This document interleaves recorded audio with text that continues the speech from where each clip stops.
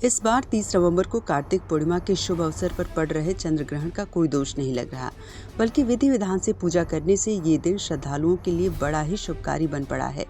जीवन से कष्ट को दूर करने के लिए भोले बाबा के साथ ही माता लक्ष्मी, विष्णु जी की पूजा करें, क्योंकि चंद्र ग्रहण वृषभ राशि में लगने जा रहा है, जो शुक्र की राशि है और शुक्र को भौतिक सुख सुविधाओं का कारक माना गया है। ऐसे में कार्तिक पूर्णिमा के दिन किए जाने वाले छोटे छोटे उपाय मानव जीवन में सुख समृद्धि ला सकते हैं। इस दिन दीपदान करने की प्रथा के चलते बहते पानी में दीपदान जरूर करें। अगर ऐसा संभव नहीं तो शिव जी के मंदिर में शिवलिंग पर शहद, गंगा जल, कच्चा दूध और पानी चढ़ाएं। फिर शिव परिवार के नाम से देसी घी का 5 दीपक जलाएं। अगर कुंडली में चंद्रमा प्रतिकूल स्थिति में है तो चावल, दही, दूध आदि सफेद चीजों का दान इस दिन करें। ऐसा करने से चंद्रमा शुभ प्रभाव देगा। शाम के समय चांद को गंगा जल अर्पित कर खीर, मिश्री और मखाने का भोग लगाएं।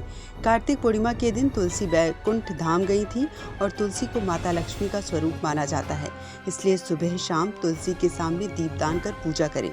इस दिन परंपरागत तुलसी विवाह का भी विधान है।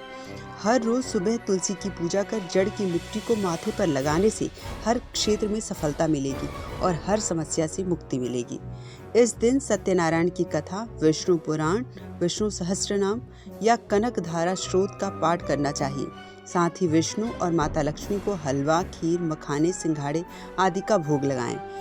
उपछाया से पहला स्पर्श 30 नवंबर 2020 की दोपहर 1:04 पर। परम ग्रास चंद्र ग्रहण 30 नवंबर 2020 की दोपहर 3:13। उपछाया से अंतिम स्पर्श 30 नवंबर 2020 की शाम 5:22 पर।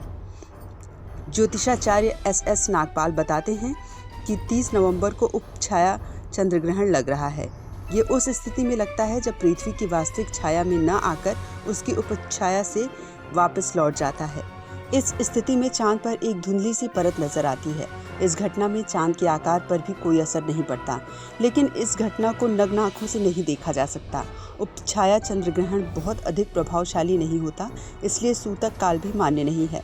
मतलब पूजा पाठ करने में कोई दोष नहीं होगा। मंदिर पट भी बंद करने की आवश्यकता नहीं, ये भारत में नहीं दिखाई देगा।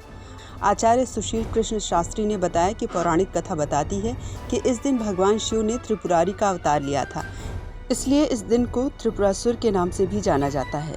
यही कारण है कि इस पूर्णिमा का एक नाम त्रिपुरी पूर्णिमा भी है। इस प्रकार अत्याचार को समाप्त कर भगवान शिव ने शांति की स्थापना की, इसलिए देवताओं ने इस दिन को दीपावली की तरह मनाया। कार्तिक पूर्णिमा के दिन भगवान शिव की विजय के उपलक्ष्य में ही काशी में लोग गंगा के घाटों के साथ ही घरों में भी तेल और घी के दीपक लगाकर भोले बाबा की पूजा करते हैं। ऐसा करने से व्यक्ति के जीवन में कष्ट कम होता है। पूर्णिमा तिथि 29 नवंबर को दोपहर 12:47 से शुरू होकर 30 नवंबर को दोपहर 2:49 पर समाप्त हो रही है।